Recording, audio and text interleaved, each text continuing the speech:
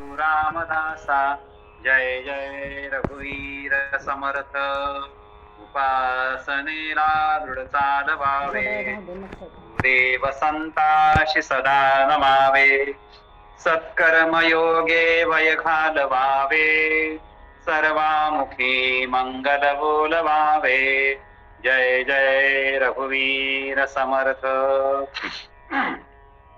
सदा सर्वदा योग तुझा घडावा तुझे कारणी देह माझा पडावा उपेक्षू नको गुणवंता अनंता रघुनायका मागणे हेच आता जय जय रघुवीर समर्थ धर्माच्या करिता आम्हास जगती रामानी धाडियले ऐसे जाणून राम भक्ती करिता ऐश्वर्य हे लाभले आता धर्म सख्या तुझ्या पुढतिया नम्रत्वतेने असे इच्छा हो जशी मानसी करीतसे हा देह तुझा असे रामा मी तव दास दास म्हणवी माते कशाचे भय रामा जाईन जे स्थळी सुख घना होईल तेथे जय रामाया भुवन त्रयी तुझविणे नाही कोणी तारक रामा तू सकलार्थ पूर्ण करिशी तू तात मी बालक जय जय रघुवीर समर्थ दासबोधामध्ये दशक 6 आणि समास 3 मध्ये मायोद्भव अशा प्रकारचा समाज आहे की मायेच्या संदर्भामध्ये मायाचा उद्भव कसा होतो असा मायोद्भव समाज याचं आपण चिंतन करणार. सुरुवातीला दासबोधामधली दशक 6 आणि समास 3 ची जी संहिता आहे या संहितेला अनुसरून आपण विवेचन करणार आहोत. त्या संहितेचं चिंतन सुरुवातीला आपण करणार आहोत. निर्गुण आत्मा तो निर्मळ जैसे आकाश अंतराळ घनदाट निर्मळ निश्चळ सदोदित. समर्थ असं म्हणतात की आत्मा हा निर्गुण आणि निर्मळ असतो. तो आकाश व अंतराप्रमाणे घनदाट आणि सदोदित निर्मळ आणि निश्चळ असतो. आत्म्याच्या संदर्भातलं वर्णन समर्थ मांडतायत. जे खंडलेची नाही अखंड जे उदंडा होणी उदंड जे गगना होणी वाढ नाही सूक्ष्म. आत्मा हा अखंड आहे त्याचं खंडन होऊ शकत नाही. उदंड उदंड आहे त्याला कोणी रोखू शकत नाही आणि गगना होणे व्यापक आणि सूक्ष्म आहे. जे दिसेना भासेना जे उमजेना ना नासेना जे येना ना जायना परब्रह्म ते जो दिसत नाही भासत नाही उपजत नाही नासत नाही कुठे येत नाही जात नाही असे ते ब्रह्म असत. जे चळेना न ढळेना जे तुटेना फुटेना जे रचेना न खचेना परब्रह्म ते असं जे परब्रह्म आहे ते चळत नाही ढळत नाही तुटत नाही फुटत नाही रचले जात नाही अथवा खचतही नाही. जे सन्मुखीची सर्व काळ जे निळकंठ आणि निखळ सर्वांतर आकाश पातळ व्यापुणी असे. जे सर्व काळ सन्मुखच असतं समोरच असत निष्कलंक आणि निश्चळ असून आकाश पातळादी सर्वांच्या अंतरी व्यापून असलेला आहे. अविनाश ते ब्रह्म निर्गुण नासे ते माया सगुण सगुण आणि निर्गुण कालावले. ते परब्रह्म निर्गुण असून अविनाशी असत तर माया ही सगुण असून नाश पावते. मायामध्ये सगुण आणि निर्गुण कालवलेलं असत. मायामध्ये सुद्धा सगुणता असते पण सगुण आणि निर्गुण दोन्ही कालवलेलं असत. अशा प्रकारचं वर्णन केलेलं. या कर्दमाचा विचार करू जाणती योगेश्वर जैसे क्षीर आणि नीर राजहंस निवडती. पाणी मिसळलेलं दूध असेल तर राजहंस नावाचा पक्षी त्यातलं फक्त दूध ग्रहण करतो आणि पाणी सोडून देतो. त्याप्रमाणे सगुण निर्गुणाच्या मिश्रणाचा विचार योगेश्वर करू शकतात. जड सबळ पंचभूतिक त्यामध्ये आत्मा व्यापक, ते नित्यानित्य विवेक पाहता कळे. अचेतन आणि शबल असलेल्या पांचभौतिक सृष्टीत आपला आत्मा हा ओतप्रोत व्यापक असतो. तो नित्यानित्य विवेकाचा योग कळतो. उसामध्ये घेई जे रस, येर जे सांडीजे बाकस, तैसा जगामध्ये जगदीश विवेक ओळखावा. उसामधला रस ग्रहण करून उरलेल्या चोयट्याचा त्याग करावा, त्याप्रमाणे या पांचभौतिक जगामध्ये असलेला जगदीश विवेकाने ओळखता आला पाहिजे. रसनासेवंत पाताळ, आत्मा शाश्वत निश्चळ, रसापूर्ण आत्मा केवळ परिपूर्ण जाणावा. उसाचा रस पातळ असून नाशिवंत असतो, पण आत्मा शाश्वत आणि निश्चळ असतो. रस अपूर्ण असतो, तर आत्मा हा केवळ परिपूर्ण असतो. समर्थांनी आत्माला विविध प्रकारच्या उपमा दिलेल्या आहेत. इतका श्रेष्ठ आत्मा आहे, तो मायेपासून एका अर्थानं दूषित झाला नाही पाहिजे, अशा सगळा संदर्भ समर्थांनी मांडलेला आहे. आत्म्यासारखे एक असावे, माते दृष्टांतासी द्यावे, दृष्टांत मीसे समजावे कैसे तरी. आत्म्यासारखं दुसरं एखादं असेल तर त्याचा दृष्टांत देता आला असता, पण त्यासारखे दुसरं काहीच नाही. तरीही दृष्टांतामुळे विषय जरा तरी समजतो, पण दृष्टांत दिला आहे. आत्म्याची तुलना ही कोणत्याच गोष्टीशी करता येत नाही. ऐसी आत्मस्थिती संचली, तेथे काया कैसी झाली, जैसी आकाशी वाहिली झुळक वायूची. आकाशात वायूची झुळूक यावी तशी आत्मस्थितीच्या ठिकाणी माया सहज आलेली आहे. वायूपासून तेज झाले, तेजापासून आप निपजले, आपपासून सात आकारले भूमंडळ हे. वायूपासून तेज तयार झालं, तेजापासून जल तयार झालं, जलापासून पृथ्वीला आकार आला. भूमंडळापासून उत्पत्ती, जीवन येणो जाणे किती, परंतु ब्रह्म आदि अंती व्यापुनी आहे.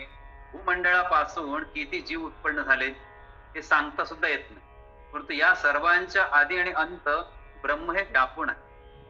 जे जे काही निर्माण झाले ते ते अवघेची नासले, परी मुळीन ब्रह्म ते संचले जैसे तैसे.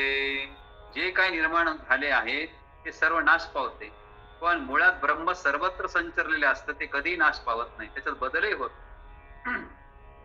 घटापूर्वी आकाश असे, घटामध्ये आकाश भासे, घट फुटता न नासे आकाश जैसे. पाण्याच्या घटामध्ये आपल्याला आकाश दिसतं, आकाश भासतं, आणि घट फुटला तर आकाश फुटत नसतं, आकाश तशाला तसंच राहत.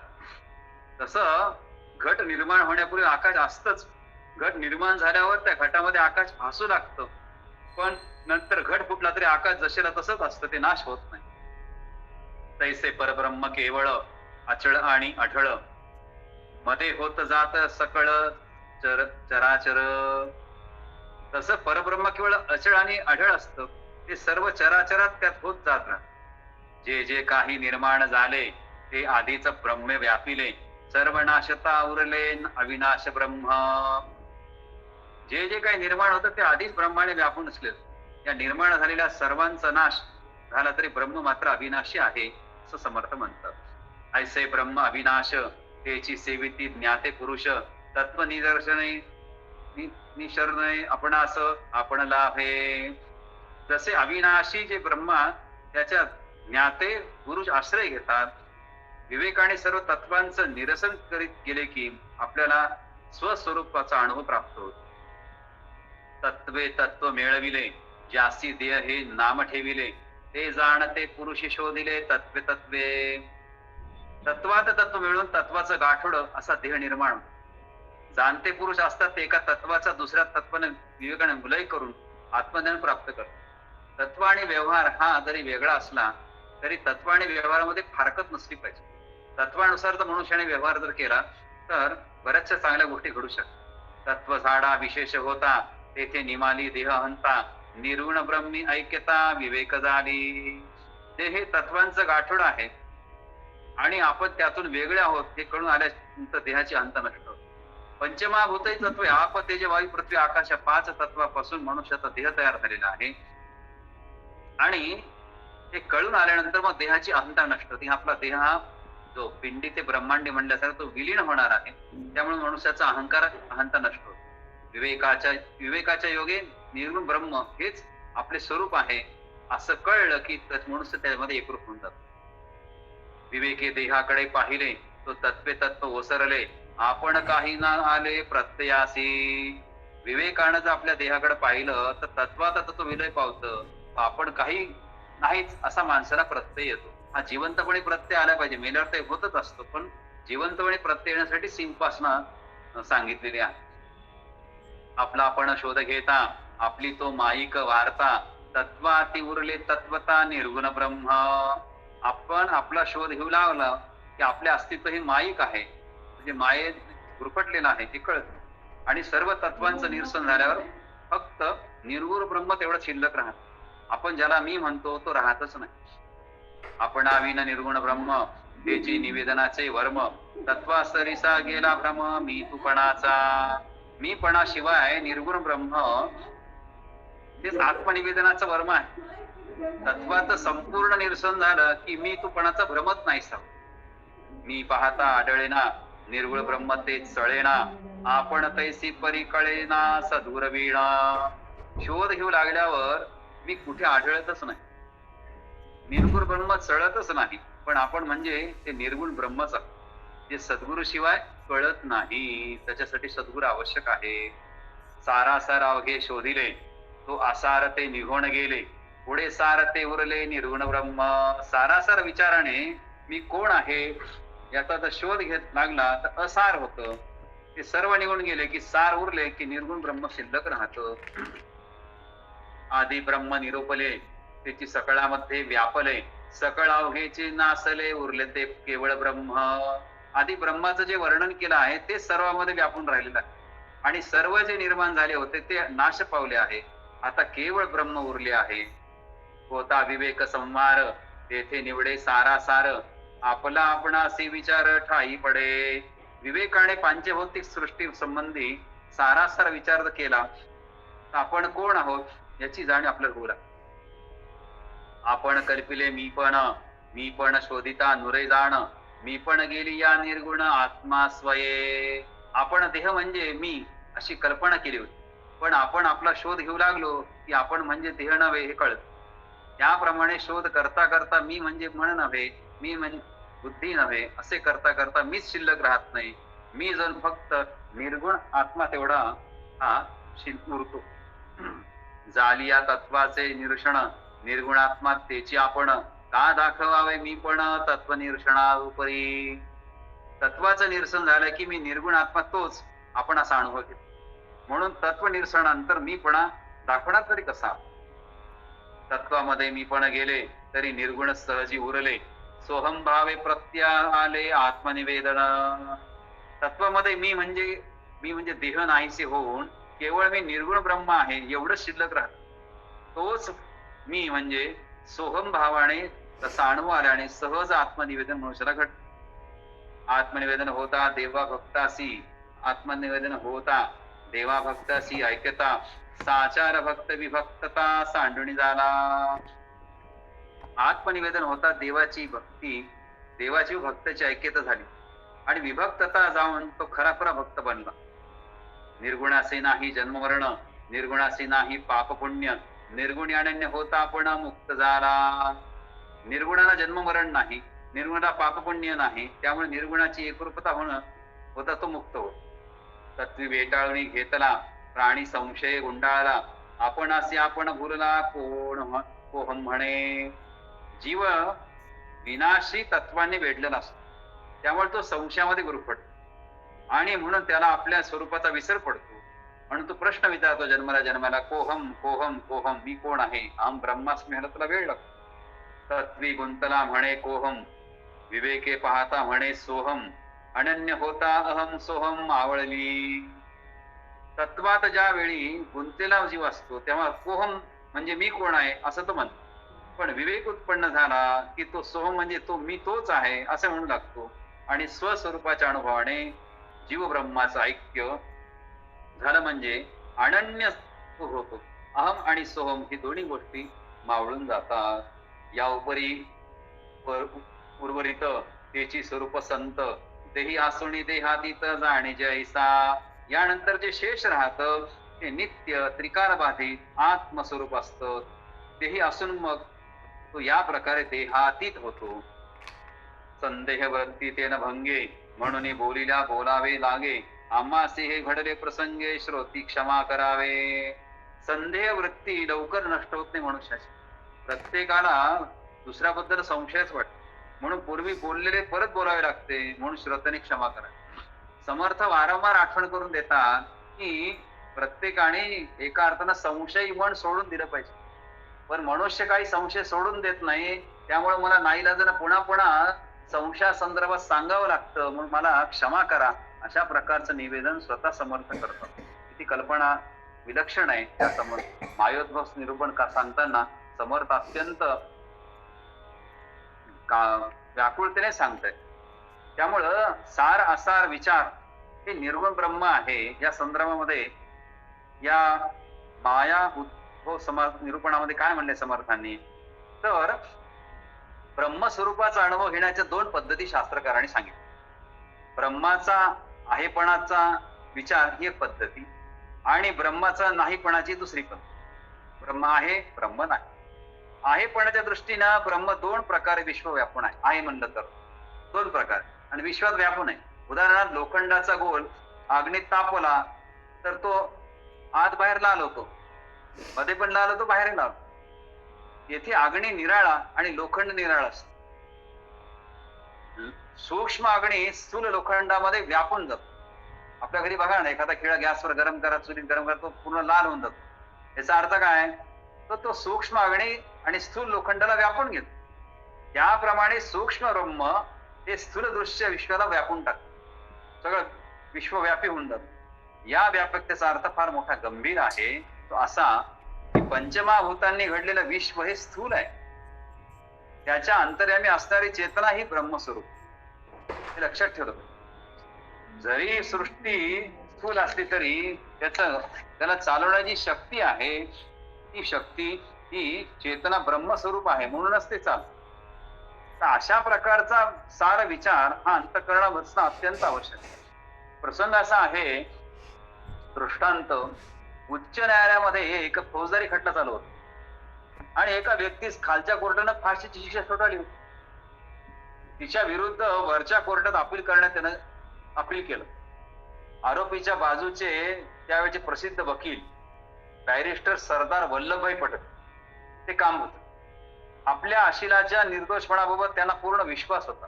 सरदार पटेलांना स्वतःची पत्नी खूप आजारी असतानाही त्यांनी ती केस चालवायला घेतली. पण सरदार पटेलांनी कोर्टात बचावाचा युक्तिवाद करीत असताना सरदार पटेलांना तार आली. त्यावेळेस मोबाईल नव्हते. त्याने ती तार वाचली आणि खिशामध्ये ठेवली आणि कोर्टामधला आपला युक्तिवाद चालू ठेवला. काही तासानंतर न्यायाधीशांनी आपला निकाल दिला आणि आरोपीची निर्दोष सुटका झाली. तो आरोपी नव्हताच.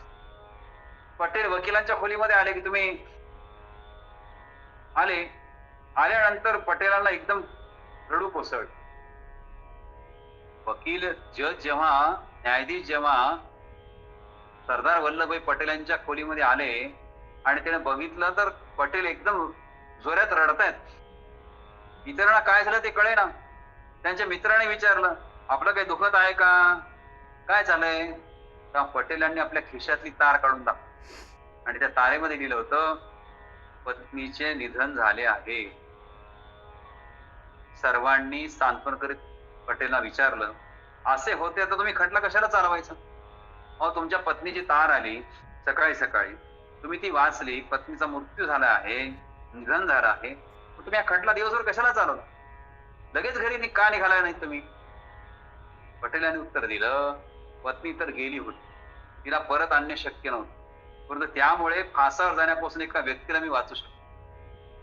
त्याचं कामकाज मी केलं नसतं तर कर्तव्यामध्ये कसूर झाली असती. बॅरिस्टर पटेल म्हणजेच आपल्या भारताचे गृहमंत्री पोलादी पुरुष सरदार वल्लभभाई पटेल. म्हणजे अशा पद्धतीनं खरंच पुरुषांच्या कर्तव्यप्रेमामुळं कर्तव्यनिष्ठामुळे भारत स्वतंत्र झाला. अशा प्रकारची आत्मीयता ही असली पाहिजे. कारण माया उद्भव निरूपण सांगितले समर्थांनी. अहो, ज्याची पत्नी मृत्यू पावली, ज्या पत्नीने जीवनभर त्याला साथ दिली आणि तिच्या अंत्यसंस्काराला ते जाऊ शकले नाही. म्हणजे एका अर्थानं माया उद्भव झाली होती, पण त्या मायेवर त्यांनी एका अर्थानं आपल्या कर्तव्यानं पांघरून घालून टाकलं, पण ते गेले नाही. एवढं मोठं विजय हा पटेलांनी दिला म्हणून तो दृष्टांत दिला. तर ती चेतना विश्वाचा कारभार चालवते, म्हणून विश्वामध्ये घडणारी प्रत्येक घटना ही परमात्म्याच्या सत्तेनेच घडते. मी जरी केलं असं आपल्याला वाटलं तरी सुद्धा परमात्म्याच्या सत्तेमुळेच हे घडत असतं. ज्याला ही जाणीव राहते त्याच्या जीवनात दुःखाला स्थान उरत.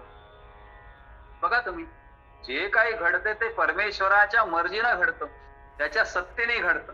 याची जर जाणीव झाली मनुष्याला तर मनुष्य जीवनात दुःख उरत.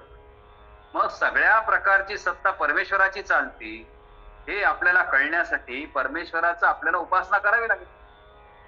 परमेश्वराच्या उपासनाचं परमेश्वराच्या जवळ उपआसने, उपआसना समर्थाच्या जवळ राहणं, अशी जर उपासना केली आपण तर परमेश्वराची सत्ता आपल्याला कळेल काय. आणि मग मनुष्याच्या दुःखाला मध्ये जीवनामध्ये दुःखाचं स्थानच राहत नाही. कारण आमचा कोणता जरी पाहुणा मृत्यू पावला तर तो त्याच्यासाठी जगला, त्याच्यासाठी मृत्यू पावला, त्याचं कार्य संपलं. आता त्याचं जर कार्य संपलं तर रडण्यात मतलब काय आहे. उदाहरणार्थ एखाद्या ऑफिसमध्ये, एखाद्या शाळेमध्ये एखादा शिक्षक रिटायर झाला. रिटायर झाला म्हणजे बाकीच्या शिक्षकांना रिटायर व्हावं का? नाही. तर त्याचा कार्यभाग संपला. त्यामुळं अशा प्रकारचं दुःख कोणी करू नये. म्हणजे मग समर्थ असं म्हणतं की उसामधला रस सेवून जर चोयट्या फेकून द्याव्यात, तसं विश्वामध्ये व्याप्त ब्रह्मस्वरूपाचा स्वीकार करावा आणि दृश्य जगाला बाजूला सारावं. पण मनुष्य हा दृश्य जगाला कवटाळून बसलेला आहे. हेच मोह आहे, हेच माया आहे. माया उद्भव जीवनच मनुष्याचं झालेलं आहे. त्यामुळं मातीच्या गोळ्यापासून नाना प्रकारची भांडी तयार करता येतात. प्रत्येकाचा आकार नाव निराळ असतं, पण नावे रूपे निराळे असले तरी भांड्यामध्ये एका मातीतून अन्य द्रव्य नसतं. माती एकच असते. त्याप्रमाणे या दृश्य विश्वामध्ये अनंत प्रकारचे सचेतन आणि अचेतन असे पदार्थ आढळतात. आहेत पदार्थ या जगामध्ये. मग त्या पदार्थाचं चिंतन कसं केलं पाहिजे, त्याचं चिंतन केलं पाहिजे. हा विचार मांडलेला आहे एका सुभाषितकाराने. ते असं म्हणतात, अनित्यानित्य शरीराणि विभो नैव शाश्वतः नित्यम संहितो मृत्यू कर्तव्य धर्म संग्रह. नाशवंत ऐश्वर हे अविनाशी नाही. जगात जे जे अस्तित्व आले ते नाशवंत आहे. आज न उद्या सर्व काळाच्या मुखात जाळ पडणार आहे. अशा क्षणभंगूर जगात शाश्वत स्थायी जर असेल तर तो केवळ धर्म आहे. म्हणजे नित्य शास्त्र विहित, शास्त्राने ठरवून दिलेल्या गोष्टी आपण कर्तव्य बुद्धीने आचरणात आणणं अत्यंत आवश्यक. हे कोणाला चुकलेलं नाही. त्यामुळे शरीर नाशवंत जरी असलं तरी सुद्धा प्रत्येकाने त्या प्रकारचं वागण्याचा प्रयत्न केला पाहिजे. म्हणून सचेतन अचेतन दोन प्रकार पदार्थ आढळतात विश्वामध्ये. त्यांची नावे, स्वभाव, आकार वेगवेगळे असतात, पण सर्वांचं मूलद्रव्य हे ब्रह्मस्वरूपच असतं. सर्वं खलु इदं ब्रह्म.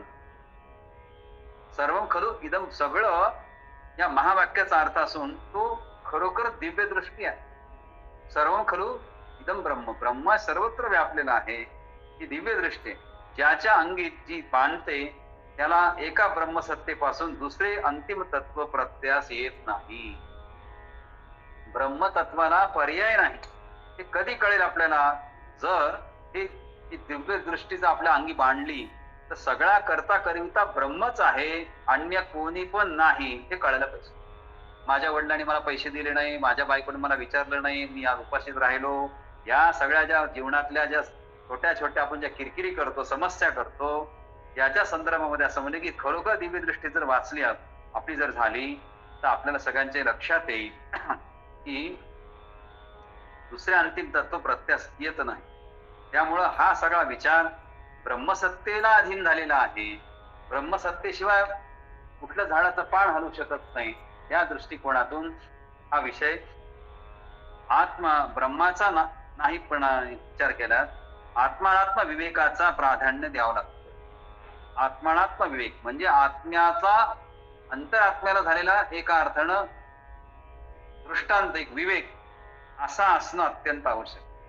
म्हणून ब्रह्मसत्ते वासून दुसरं अंतिम तत्व प्रत्यास येतच नाही, केवळ ब्रह्मच प्रत्यास येतं. अशी अवस्था केव्हा निर्माण होते? जेव्हा आत्मनात्म विवेक हे तयार होतो. अशा प्रकारचा आत्मनात्म विवेक प्रत्येकाचा तयार होण्याची आवश्यकता. तर हरिप्रसाद देसाई नावाचे गृहस्थ दुकान बंद करून घरी जेवायला निघाले. वाटेत त्याला एक तरुण भेटला. तो देसाईला नमस्कार करून म्हणाला, मला आपल्याशी काही विशेष बोलायचंय. तर तेव्हा देसाई थांबले आणि काय विचारायचं आहे? तर तरुण म्हणाला, यापूर्वी मी BA ची परीक्षा उत्तीर्ण झालो. सर्व विद्यापीठात प्रथम आलेलो आहे. मी आतापर्यंत सर्व परीक्षेमध्ये प्रथम वर्गाने पास झालो. लंडनला जाऊन बॅरिस्टरची परीक्षा द्यावी असा माझा विचार आहे. आपण मला 20,000 रुपये कर्ज देता का? तर माझा विचार प्रत्यक्षात येऊ शकेल. शिक्षण पूर्ण करून भारतात आल्यावर आपले कर्ज व्याजासह मी फेडेन. मला 20,000 तुम्ही दिले तर मी लंडनला बॅरिस्टर होईल आणि तुमचे पैसे मी व्याजासह परत करेन. पण एवढी मोठी रक्कम तू कुठून आणशील? देशाने विचारणा केली. त्या विद्यार्थ्याने आत्मविश्वास पूर्ण सांगितले, मी कायद्याच्या परीक्षेतही तो सर्वप्रथम येईल. जोरात वकिली सुरू करून मी तुमचे पैसे परत करेन. श्री देसाईंनी क्षणभर विचार केला आणि युवकाला घरी नेलं आणि 20,000 रुपये दिले. या युवकाने कर्जाची पावती देऊन घेण्यास विनंती केली आणि आपलं नाव फिरोजशाह मेहता असंही सांगितलं. त्या युवकाने नाव सांगितलं, मी फिरोजशाह मेहता आहे, माझ्याकडे पावती घ्या तुम्ही 20,000 दिले. मेहताजी, मी तुम्हाला कर्ज म्हणून नव्हे. बघा, हरिप्रसाद देसाई असं म्हणतात, हे मेहताजी, मी तुम्हाला कर्ज म्हणून नव्हे तर शिष्यवृत्ती म्हणून रक्कम देत आहे. तुमची एवढी प्रामाणिकता बघतो मी. तुमच्या मनामध्ये अजिबात कुठल्याबद्दल लोभ आणि माया नाही. तुमच्यासारखे लायक विद्यार्थी शोधूनही सापडणार. माझ्या भाग्याने तू आपणहून माझ्याकडे चालत आलास. सत्पात्री दान दिल्यानं दान देणारा गरीब होत नाही आणि दान घेणारा श्रीमंत होत नाही. त्यामुळे तुझ्यासारखा लायक विद्यार्थी शोधूनही सापडणार नाहीत. माझ्या भाग्याने तू आपणहून आज चालत आला. छात्रवृत्तीच्या बाबतीत कागदावर लिहून घेणं वगैरे प्रश्नच येत नाही. मी तुला स्कॉलरशिप दिलेली आहे, कसं लिहून घेऊ? मी तुला वर खर्चासाठी अजून 5,000 रुपये देत आहे, याचा तू स्वीकार. हा, मनुष्य जेव्हा त्यागाचा विचार करतो तेव्हा या फिरोजशाह मेहतांना हरिप्रसादजींनी तर 20,000 रुपये दिले, पण वरती खर्चासाठी, जेवणासाठी, प्रवासासाठी अजून 5,000. फिरोजशाह मेहता यांनी आश्वासन दिल्याप्रमाणे ते बॅरिस्टर म्हणून भारतात परत आले. भारतात आल्यावर सत्यनिष्ठा, प्रामाणिकता, कर्तृत्व, देशप्रमाणे ते अत्यंत गुणांनी भरलेले होते. भारत मातेचा गौरव जगातनी वाढ. म्हणजे ज्या ज्या व्यक्तीला एखाद्या प्रकारचं मदत मिळते, योगदान मिळतं, तेव्हा त्याने मायेत न अडकता कर्तव्याची पूर्तता केली पाहिजे. अशा प्रकारचं विषय म्हणजे आत्मानात्म विवेक. आत्मानात्म विवेक जर असेल तर मनुष्य हा मायेमध्ये गुंतत नाही, तो मायेपासून मुक्त होतो. आपण शांत आहोत म्हणून आपल्या विचाराच्या कक्षा देखील शांतच आहेत. त्याला म्हणले संकोचित. संकोचित शब्दाला अध्यात्मामध्ये शांत सांगितलं. शांत देह अवस्था. आपल्या अनुभवांना मावणारे विश्व स्थल, काल, निमित्त, कर्म व फल याच्या बंधनामध्ये व्हावं. आपलं इतकं सोपं आहे का? आपलं जीवन इतकं विचित्र आहे की इतकं शांत आहे की आपण विश्वामध्ये कुठलं स्थान आहे, कुठला काळ आहे, कुठलं निमित्त आहे, कोणतं कर्म आहे आणि कोणतं फल आहे, या सगळ्या बंधनामध्ये आपलं जीवन वावरतं. पण ब्रह्मस्वरूप हे अनंत आहे. तिथपर्यंत पोहोचण्यात जे जे साथ आहे ते बाजूला सारावं लागतं. ज्या बाजूला सारण्यास नेती असं म्हणतो. नेती तुझी गोविंदू द्या असं की हे अशा प्रकारचं जे शांत आहे, जे मनुष्याचा स्वभाव आहे, तो बाजूला सारला तर मग नेती म्हणतात. आपल्या सगट सर्व शांत बाजूला सारल्यानंतर जे उरतं ते परब्रह्म असतं. शांत म्हणजे मनुष्याचा अहंकार, मनुष्याचं देहपण. शांत दृष्टीला आपण जे खरेपण देतो ते मुळात त्यात असतच नाही आणि देऊ नाही. आपल्याला ते संपूर्ण सत्य वाटते, त्यामुळे सत्यासारखा त्याचा परिणाम आपल्या मनावर. सत्यासारखा त्याचा परिणाम आपल्या मनावर की खरे पण असतच नाही, आपल्याला ते संपूर्ण सत्य वाटायला लागतं, त्याचा परिणाम आपल्यावर होऊन बसतो. त्यामुळं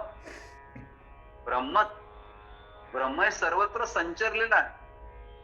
अंतिम सत्य काय आहे? तर सत्याचा एक दृष्टांत असा आहे की लाल बहादूर शास्त्री हे भारतीय जनतेच्या गळ्यातले ताईत होते. भारताचे एक रत्नच होते. त्यांचा साधेपणा, देशप्रेम, त्याग, दृढनिश्चय याच्या अनेक कथा आहेत. त्यांच्या कथा आई वडील आपल्या मुलांना ते सांगायचे. मुलांनी पण त्यांच्याप्रमाणे बनावं असं त्यांना वाटायचं. आज कधी कोणाला रागवायचं नाही असा शास्त्री सुद्धा निश्चय केला की मी पण कधी कोणाला रागवणार. त्यांनी तो आचरणात आणला. एकदा त्यांच्याकडून तो मोडला गेला. त्यांना खूप पश्चाताप झाला की मी आज कसं काय चिडलो. ते टांग्यात बसून चालले होते. जायचे ते नक्की घर त्यांना माहित नव्हतं.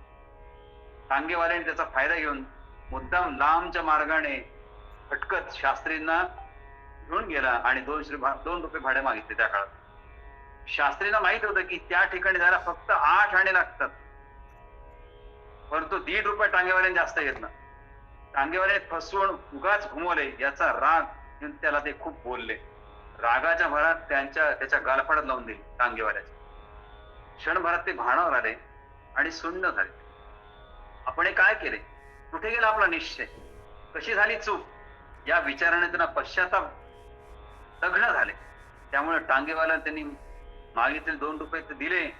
तो म्हणाला 8 आणेच द्या, खरे भाडे तेवढेच मला पुष्कळ झाले बाबा, नको, मी तुम्हाला पैशासाठी उगाच भटकवले. शास्त्रीजी म्हणाले बाबा रे, 8 आणे तुझे भाडे आणि उरला हा 1.5 रुपये मी तुला दंड म्हणून देतोय, मी तुला मारल्यामुळे.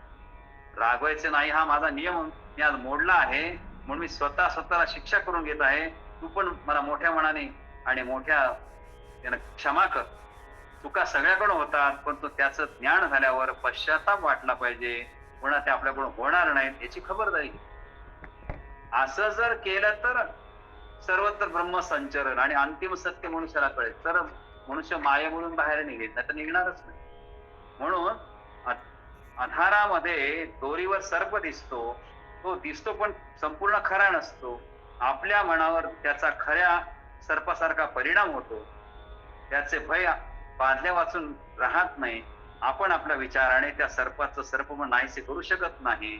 ती दोरी आहे, तो सर्प नाही, हे निश्चित ज्ञान सद्गुरूला असतं. त्याच्या संगतीत राहिल्यानं दृश्याचा भ्रम आपोआप नाहीसा होतो. मायेमुळं मनुष्याला दृश्याचा भ्रम होतो, आणि हा दृश्याचा भ्रम जर नाहीसा करायचा असेल तर मायोद्भूत व्यक्तीला गुरुच मुक्त करू शकतो.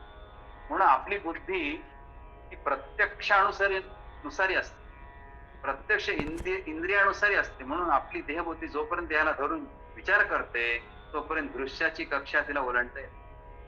देहबुद्धी जोपर्यंत आहे मनुष्याची, ती दृश्याची कक्षा ओलांडत नाही आणि तिला आत्मा कधी दृश्य होत नाही. म्हणून देहबुद्धीच्या विचाराने आत्मस्वरूपाचं ज्ञान होणं शक्य नसतं. देहाला ओलांडून विचार करण्याची युक्ती सद्गुरूकडून शिकायची असते. म्हणून आपण उपवास करतो, त्या दिवशी आपण जेवण करत नाही, तर आपल्याला देहबुद्धीतून बाहेर पडायचं. मला भूक लागली, मी जेवणार आहे, ही देहबुद्धी आहे. त्या देहबुद्धीतून बाहेर होण्यासाठी छोटे छोटे प्रयोग सांगितलेले आहेत. पण ही दृश्याची कक्षा ओलांडण्यासाठी आपल्याला प्रयत्न करावा लागेल. म्हणून आत्मस्वरूपाचं ज्ञान होणं शक्य नसतं. म्हणून देहाला ओलांडून विचार करण्याची युक्ती ही सद्गुरूकडून शिकायची असते. देहातीत अवस्था जर प्राप्त करायची असेल तर सद्गुरूशिवाय पर्याय नाही. आणि म्हणून त्या विषयाला समर्थांनी तत्वविवेक असं म्हणतात. तत्वाचा विवेक म्हणजे जाणीव म्हणून तत्वविवेकाने अनात्म वेगळे काढले जाते आणि अविनाश आत्मस्वरूप तेवढे मूर्त. आता काय करावं लागेल? जर तत्व आणि विवेकाने जर मनुष्य वागला तर त्याला त्यातला अनात्मा बाहेर काढता येईल, असत्य बाहेर काढता येईल आणि अविनाश आत्मस्वरूप तेवढं शिल्लक राहील. आत्म्याच्या अनुसंधानाने माणूस तरतो. अनुसंधान आवश्यक. तत्वविवेक असा करावा, मी आहे आणि जग आहे. मी जगाचा एक लहान भाग आहे, अर्थात माझ्यामध्ये जगाच्या रचनेचा संक्षेप असला पाहिजे. पंचमहाभूताच्या मिश्रणापासून जग तयार होतं. तीच माझ्यामध्ये संक्षेपाने असली पाहिजे. पंचमहाभूताला मी पंचमहाभूतात्मक देहाला मी म्हणून वापरतो हा भ्रम. पण मी म्हणून वापरून जमणार नाही. यासाठी शास्त्रकार असं म्हणले, काव्यशास्त्र विनोदेन कालो गच्छते धीमताम व्यसनेन च मूर्खाणाम निद्राया कलेहेन वा. हा हितोपदेशामधला ग्रंथातच आहे. याच्यामध्ये आपल्या मूर्ख पुत्रांना शहाणे करण्यासाठी सुदर्शन नावाच्या राजाने विष्णू शर्मा या विद्वान ब्राह्मणाची योजना केली होती. या श्लोकाने विष्णू शर्माने राजपुत्रांना शिकवण्याला प्रारंभ केला. सगळ्या प्रकारचं विज्ञान जर द्यायचं असेल तर अशा प्रकारे दिलं पाहिजे. काव्यशास्त्र विनोदेन कालो गच्छति धीमताम व्यसनेन च मूर्खाणाम निद्रया कलहेन वा. याचा अर्थ असा आहे, मनुष्य आपले नित्याचे कर्म करून उरलेला वेळ कसा घालवतो यावर त्याचं व्यक्तिमत्व अवलंबून. वेळेचा जो सदुपयोग करतो त्यालाच धन मान प्राप्त होतो. केवळ फुकट वेळ घालवला म्हणजे स्वतःच्या आयुष्याचा नाश करून घेण्यासारखं आहे. हे माहीत नसणारे आणि माहीत असणारे बहुसंख्य लोक याचप्रमाणे वागतात. मनुष्य हुशार खूप आहे, पण अंमलात न आणल्यामुळे तो शहाणा नाहीये. म्हणून शिक्षण, सुसंस्कार, चांगली प्रवृत्ती याच्या जोपासण्यासाठी समाजामध्ये अत्यंत आवश्यकता आहे. ती आवश्यकता पूर्ण करणं हे गरजेचं आहे. म्हणून आपण देहाला माझा म्हणतो म्हणजे आपण देहून वेगळे असलो पाहिजे. पण मला सांगा, मी हा देह माझा आहे असं म्हणल्यानंतर माझा कोण आहे, देह कोण आहे? कल्पना करा, आपण देहाला माझा असं म्हणतो, हे माझा हात आहे, माझा देह म्हणतो, म्हणजे आपण देहून वेगळे का? अरे मी माझाच आहे. देहाचे विवरण केले तर देहामधील पृथ्वीचा अंश जगातील पृथ्वी तत्वात विलीन होतो. त्या शरीरामध्ये पंचमहाभूत आहे, तो विलीन होतो. परंतु आपल्याला त्याची पारख करता आली पाहिजे. त्याप्रमाणे देहातील आप, तेज, वायू, पृथ्वी, आकाश हे जगातील पंचमहाभूतामध्ये सामावून जातात. ज्या देहाला आपण मी म्हणून सांभाळतो तो देह महाभूत विवेकात आढळत नाही. त्याप्रमाणे आपण माझे मन, माझी बुद्धी असं म्हणतो, अर्थात तसा देह मी नव्हे. तसेच मन बुद्धी मी नव्हे. देह मन बुद्धी याच्यात मी निराळ आहे. याचा अर्थ आता असा आहे की आपल्याला रचनेमध्ये एकीकडे आत्मस्वरूप मी आहे, दुसरीकडे मी पंचभूतात्मक दृश्य जग आहे. या दोन्हीमध्ये अहंकार रूपी मीला वावस नाही. हा अहंकार रूपी जो मी आहे तो मी प्रत्येकाने ओळखला पाहिजे. एक सुंदर दृष्टांत सगळ्यांनी लक्ष करून ऐका. एका जत्रेमध्ये खूप दुकानं लागली होती. एका दुकानामध्ये नकली दागिने विकण्यासाठी ठेवले होते. या स्टॉलवर लोकांची खूप गर्दी असायची. त्या दुकानावर एक गिराईक आलं आणि नकली मोत्यांच्या माळेत त्याला एक खऱ्याची माळ दिसली. त्या ग्राहकात नकली मध्ये मण्यांच्या माळी होत्या, पण तो ग्राहक हुशार, त्याला एक खऱ्या मोत्यांची माळ दिसली. त्याने दुकानदाराला विचारले, ही माळ केवढ्याला आहे? दुकानदार म्हणाला 20 रुपये. तो माणूस म्हणाला 15 रुपयाला देणार का? दुकानदार म्हणला ना, नीट विचार कर, मी चक्कर मारून येतो. ग्राहक म्हणाला त्या दुकानदाराला, मी जत्रेत चक्कर मारून येतो, बघ विचार कर, 20 रुपयाची माळ 15 रुपयाला देतो का? दुसरा कोणी ही माळ 10 रुपयाला सुद्धा घेणार नाही बरं. त्यानं बघा त्या दुकानदाराला ठोकपणे सांगितलं, मी चक्कर मारून येतो, 15 रुपयाला दे. आणि दुसरा कोणी ही माळ 10 रुपयाला सुद्धा घेणार, मी 15ला घेलो. ते गिराईक निघून गेल्यानंतर दुसरा एक माणूस स्टॉलवर आला. त्याला पण ती माळ आवडली म्हणून त्यानं किंमत विचारली. दुकानदार म्हणाला 25 रुपये. कारण त्याला पहिल्या गिरायकाला ती माळ 20 रुपयाला द्यायची होती आणि ती त्याला द्यायची असल्यामुळे माळ त्याला आता दुसऱ्याला कसा विकणार, म्हणून त्याने नम्रपणे सांगितलं की 25 रुपयाला. तो माणूस ती माळ घेऊन खरेदी निघून गेला. त्या माणसाने ती 25 रुपयाला माळ घेतली आणि तो माणूस निघून. थोड्या वेळाने पहिला ग्राहक परत आला. माळ तिथे नाही म्हणून त्याने दुकानदाराकडे चौकशी केली की मी तुला म्हणलं बाजारात चक्कर मारून येतो, बघ 20 ची माळ 15ला देतो का? तर दुकानदार म्हणाला, मी ती 25 रुपयाला विकली. तो दुकानदाराला म्हणाला, तू मूर्ख आणि अज्ञानी. बघा लक्षात घ्या दृष्टांत. तो ग्राहक, पहिला ग्राहक म्हणाला, दुकानदारा तू मूर्ख आणि अज्ञानी आहेस. तू दुसऱ्या ग्राहकाला ही माळ केवळ 25 रुपयाला विकलीस. कळच ना दुकानदाराला. अरे मी 20 रुपयाला म्हणलं तर तू 15 रुपयाला दे म्हणालास, आणि मी बाजार जत्रेत चक्कर मारून येतो म्हणालास. आता चक्कर मारून आल्यानंतर मी म्हणलं की 25 रुपयाला माळ विकली, 5 रुपयाने जास्त. आता काय प्रॉब्लेम आहे? तो पहिला ग्राहक म्हणाला, तू माळ दुसऱ्या ग्राहकाला विनाकारण विकली 25 रुपये, मी तुला लाख रुपये मिळून दिले असते. दुकानदार म्हणाला, असं कसं? साहेब मी मूर्ख नाही, कारण मी मोत्यांचा पारखी नाही. बघा तो कसं उत्तर दिलं बघा. तो म्हणाला, साहेब मी मूर्ख नाही, कारण मी मोत्याचा पारखी नाही. बघा, असली व नकली दोन्ही मला सारखेच वाटतात. साहेब तुम्ही मूर्ख आहात. तुम्हाला पारख असून केवळ 5 रुपयासाठी तुम्ही लाखो रुपये घालवलेत. दुकानदार म्हणाला, ज्ञानी माणसाला चूक अक्षम्य असते, दमडीसाठी कोंबडी घालू नये असे म्हणे. दुकानदार म्हणाला, साहेब मी मूर्ख नाहीये, कारण मी मोत्याचा पारखी नाहीये, पण तुम्ही असली आणि नकली मला सारखेच आहेत. पण साहेब तुम्ही मूर्ख आहात, तर तुम्हाला असली नकलीची माहिती असून सुद्धा ज्या माळेचे लाखो रुपये येणार होते ते माळ तुम्ही 20 रुपयाची 15 रुपयाला मागितली, तीच माळ मी 25 रुपयाला दुसऱ्या ग्राहकाला विकली. मला काय करायचं? तशा प्रकारची जीवनामध्ये पारख पाहिजे, म्हणून मनुष्य मायोद्भव कसा होतो म्हणून हा दृष्टांत मुद्दाम आपल्याला सविस्तर सांगितलं. अशा दृष्टांतातून आपण मायेपासून दूर राहिलं पाहिजे, तर आपल्याला खऱ्या अर्थानं ते मिळू शकतं. आणि या सगळ्या गोष्टीच्या संदर्भामध्ये देहातील पृथ्वीचा अंश जगातील पृथ्वी तत्वामध्ये विलीन होतो, त्याप्रमाणे देहातील आपतेज वायू आणि पृथ्वी आकाश जगातील महाभूतामध्ये सामावून जातात. ज्या देहाला आपण मी मानून सांभाळतो, मी महाभूत विवेकात आढळत नाही. याप्रमाणे माझे मन माझी बुद्धी अशी सांगते, अर्थात तसा देह मी नव्हे असं मन बुद्धी सांगतच असते. पण मन बुद्धी याच्यात मी निराळा आहे.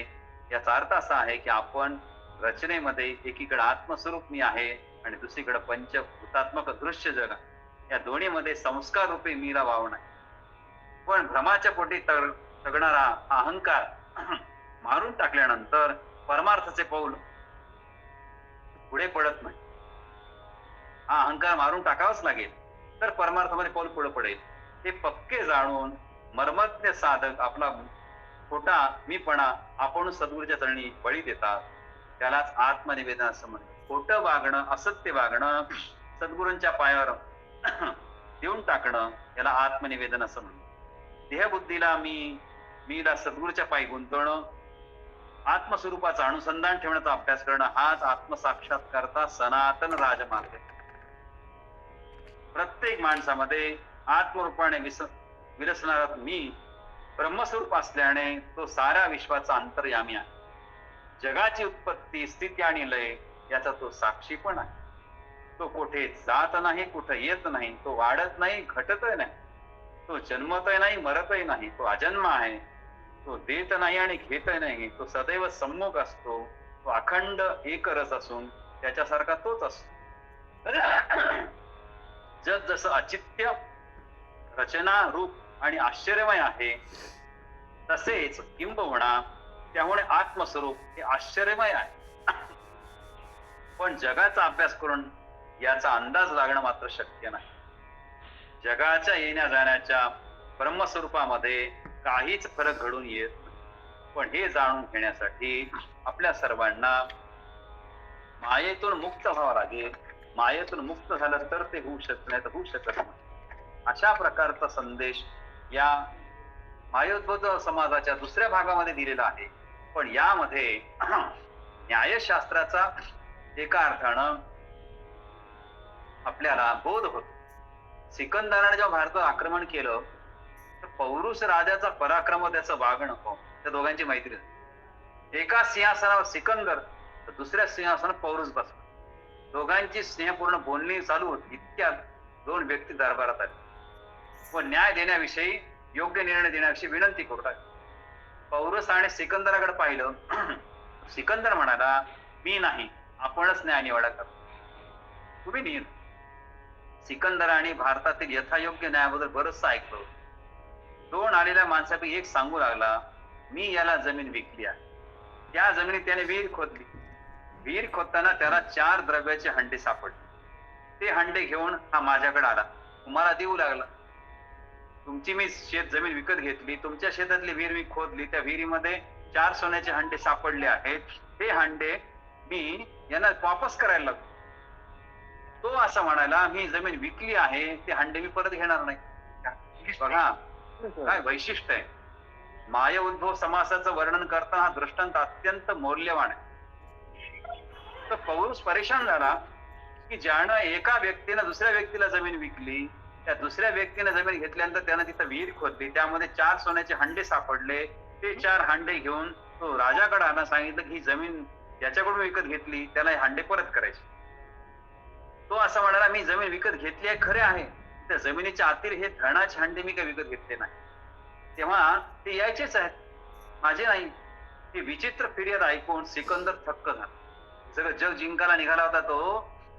या सगळ्या प्रसंगाने त्याचं मन अक्षरशः जिंकल्या गेलं. येथे धन एकमेकाला देण्यासाठी तर आपल्या देशात लाटण्यासाठी भांडणं होतं. इथं एकमेकाला धन देण्यासाठी भांडणं व्हायले, तर आपल्या देशामध्ये एकमेकावरून धन लुटण्यासाठी भांडणे होतात. असा विचार त्याच्या मनात आला. राजा पौरस आता काय न्याय देईल याची सिकंदराला कमालीची उत्सुकता लागली. पौरसाने विचारलं, तुम्हा दोघांना मुलं बाळ किती आहे? एकानं सांगितले त्याला 1 मुलगा आहे, दुसऱ्याने सांगितले त्याला 1 मुलगी आहे. पौरसाने निकाल दिला, या मुला मुलींचं लग्न लावून टाका आणि ही संपत्ती त्यांच्या लग्नासाठी खर्च करा. वधूवरूंच्या अलंकारासाठी दोघांनी निम्मी निम्मी खर्च करा. तो अद्भुत निर्णय ऐकून सिकंदर आनंद झाला. भारतातील राजगण न्याय कसा करतात ते ऐकून होता, पण त्याला प्रत्यक्ष खात्री पडली. कारण भारतीय न्यायामध्ये कुठेच मायोद्भव दृष्टी दिसत नाही. माया जाऊन एका अर्थानं ब्रह्मस्वरूप वागणारे लोक हे सिकंदराला जाणवले, आणि म्हणून हाही प्रसंग एका अर्थानं मायोद्भव या सिद्धांताला दृष्टांत देणार आहे. आणि म्हणून समर्थांनी मनाच्या 53व्या श्लोकामध्ये याचा उल्लेख केला. ते असं म्हणतात, सदा अर्जवी प्रियतो सर्व लोकी, सदा सर्वदा सत्यवादी विवेकी, न बोले कदा मिथ्यवाचा त्रिवाचा, जगी धन्यतो दास सर्वोत्तमासा. ज्याचा स्वभाव आर्जवयुक्त आहे, व जो सर्वांना आवडत आहे, विवेकपूर्ण वागून जो नेहमीच सत्याची कास धरतो, आणि वैखरी वाणीनेच काय पण इतर उरलेल्या 3 वाणीतून सुद्धा असत्याचा मार्ग धरत नाही, असत्य बोलत नाही, असा श्रीरामांचा दास हा जगामध्ये धन्यता मिळतो. अशा प्रकारची मानसिकता तयार होणं म्हणजेच मायोद्भव, मायावर विजय प्राप्त करणं. आणि अशा प्रकारचा मायावर विजय प्राप्त करण्यासाठी समर्थाने या समासामध्ये वर्णन केले. 1922 मध्ये भारतात विदेशी वस्त्रांची होळी झाली. सगळीकडे मोहीम चालू होती. कलकत्त्यामधील कापडाच्या व्यापारी सभा बोलवली. सभेत बहुमताने निर्णय संमती दिली. मात्र एक व्यापारी मदन मोहन मालवीयांना म्हणाला, त्यामुळे माझं खूप नुकसान होईल हो, सगळे कपडे जाळले. मालवी यांनी त्याला स्पष्ट केलं, जो निर्णय झाला तो झाला, यात आता बदल शक्य नाही. तुला पाहिजे तू विद्वान आणि कायदे तज्ञ मोतीलाल नेहरूंना भेटून घे, जवाहरलाल नेहरूंचे वडील, ते तुझं समाधान कर. मग हा व्यापारी मोतीलाल नेहरूंना भेटायला गेला आणि त्यांना विनंती करू लागला की आपण परदेशी मालाचा होळीचा निर्णय 1 आठवडा पुढे घेऊया. माझ्याकडे 7 ते 8 कोटीचा विदेशी माल आहे, तो सर्व खलास झाला तर मी बर्बाद होईल, आयुष्यातून उठेल. मोतीलाल मोरे हसत म्हणाले, बाबा हे स्वातंत्र्य युद्ध आहे, प्रत्येकाला त्यासाठी त्याग करावाच लागेल, मोह सोडावा लागेल, माया सोडावा लागेल. माझे आनंद भवन घर किती सुंदर आहे रे, मी ते माझ्या मुलांसाठी बांधले. माझा मुलगा जेव्हा तिथे जेलमध्ये राहतो, मुलासाठी घर बांधलं पण मुलगा जेलमध्ये राहतो. व्यापाऱ्याजवळ आता काही बोलायला उदाहरणच नव्हतं. ठीक आहे, आपण आजच सर्व विदेशी कपड्यांची होळी करा, मी स्वातंत्र्याचा साधक आहे, त्याला बाधक आणि विरोधक असा मी कधी कुठली गोष्ट कृती करणार नाही.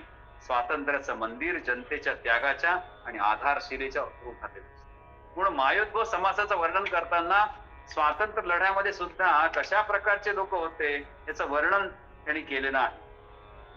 तशा प्रकारचं चिंतन आपण सर्वांनी करण्याची आवश्यकता आहे. म्हणून त्याचं वर्णन समर्थाने या मनाच्या श्लोकामध्ये केलं की सर्वोत्तमाचा दास कसा असतो हे सांगताना समर्थ म्हणतात, तो फक्त निष्कपट असतो, तो कोणाला फसवत नाही किंवा दुसऱ्यालाही फसवत नाही, स्वतःही फसत नाही. लक्षात ठेवा, कोणाकडून फसवल्या जात नाही, कोणाला फसवत नाही.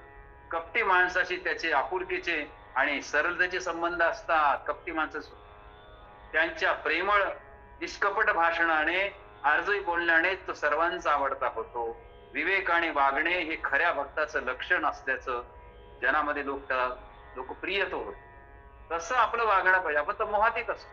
त्यामुळे अशा प्रकारचं चिंतन मी मांडलं आणि एक प्रसंग सांगून माझं आता बोलणं संपवणार आहे. एक राजा आपला कारभार नीट करत नव्हता. त्यामुळे राज्यात भ्रष्टाचार आणि वशिलेबाजी तस्करीचा ऊत आला होता. प्रजा त्रस्त आणि असमाधानी त्रस्त झाले लोक.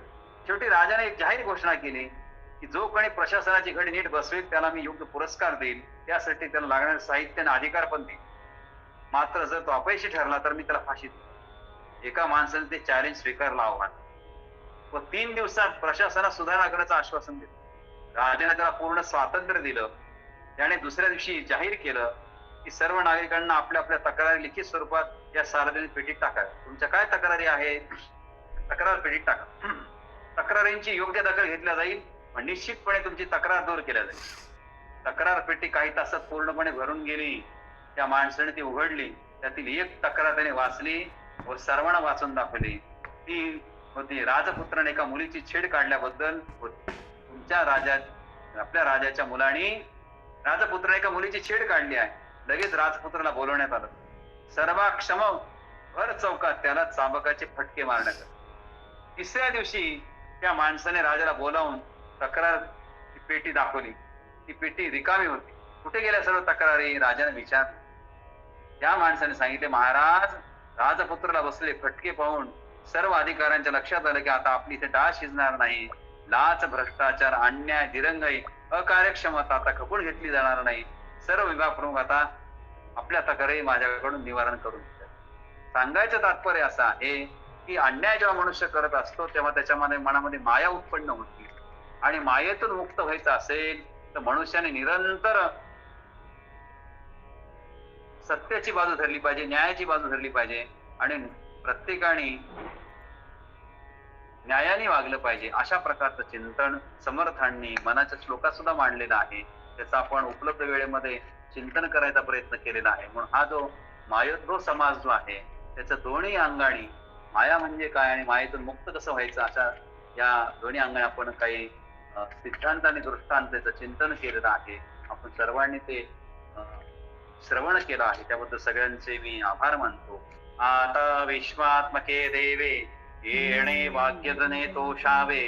तोषो निवद द्यावे पसाय दान हे. जे खळांची व्यंकटी सांडो तया सत्कर्मी रती वाढो. भूता परस्परे जडो मैत्र जीवांचे. दुरितांचे तिमिर जावो विश्वस्व धर्म सूर्ये पाहो.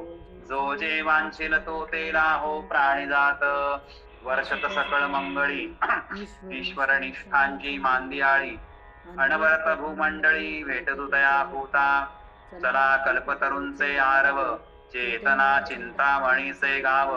बोलते जे अर्णव पियुषांचे. चंद्रमे जे आलांछन मारतंड जे तापहीन. ते सर्वाही सदा सज्जन सोयरे होतो.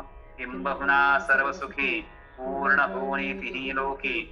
भजिजो आदि पुरखी अखंडित आणि ग्रंथोपजीविये. विशेषी लोकीये दृष्टा दृष्ट विजय होवावे जी. एथ म्हणे श्री विश्वेश्वराहो हा होईल दान पसाहो. येणे वरे ज्ञानदेव सुखिया झाला.